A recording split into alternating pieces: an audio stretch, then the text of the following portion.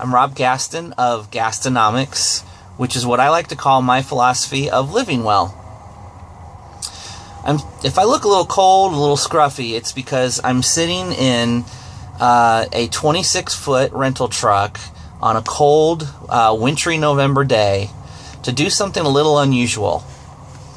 So this morning I had to pick up about 8 or 9 pallets that were full of supplies.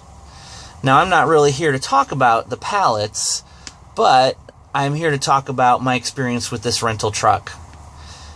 I've moved several times in my life, and for a few of those times, I had to drive a truck this big. And yet, this morning, it was still a little nerve-wracking to go in, rent this truck, and drive it.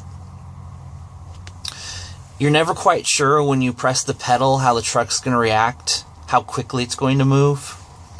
I'm always a little bit worried about the brakes, how soon I have to start applying them, and how much the truck is going to slow down. And then when I get out on the highway, I'm always nervous about changing lanes. And I make sure that I put my turn signal on way in advance so that everybody around me knows what's happening. However, usually by that point, I'm relaxed. I sort of get the feel of the truck, and I'm comfortable in what I'm doing.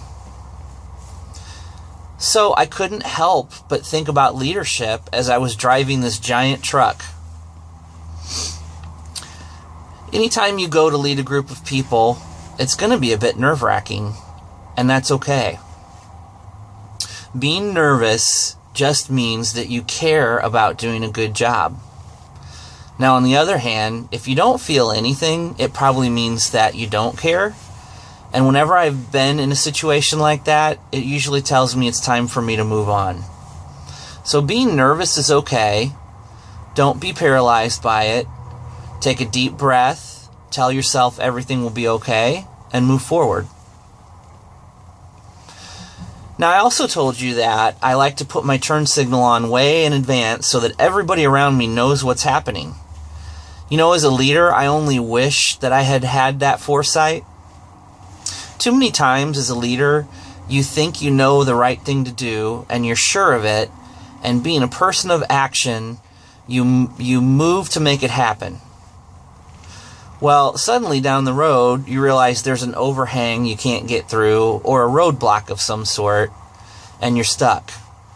Now, the problem, if you didn't inform the people around you, is that you don't have their buy-in or support, and there are probably people who could have told you about that roadblock if you'd only shared your plans. So as a leader, signal your plans in advance, let everyone know what's going on so that you can find out if there's any roadblocks, and then people can either get behind you and help you achieve what you want or get out of your way. Finally, just like being tense and uptight driving a 26-foot truck is probably not wise, leading a group while you're nervous and tense is probably not wise either. Your staff and peers will know it. What's better is to relax and express confidence in their skills, set forward a clear path, know where you're going. Remember that your job as a leader is not to be another worker, but it's to set the tone and inspire everyone else. I'm Rob Gaston of Gastonomics.com. I hope this has helped some of you that are struggling with leadership. And if you have any thoughts, please reach out to me at my website, and I look forward to hearing from you.